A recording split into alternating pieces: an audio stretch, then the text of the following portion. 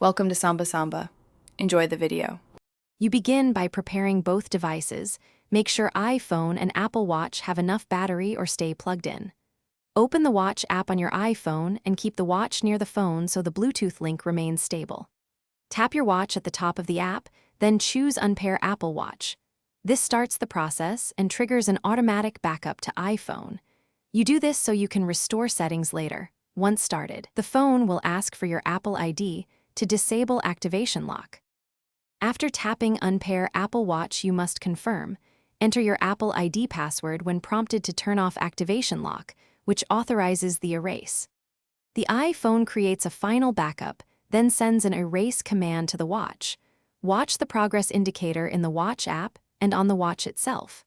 If the watch has a cellular plan, decide whether to remove the plan now or keep it for a future pairing. Make sure the devices remain close until the process finishes, so that when the process ends, the Apple Watch will display the hello screen indicating it's erased, and the iPhone's Watch app should no longer list the device.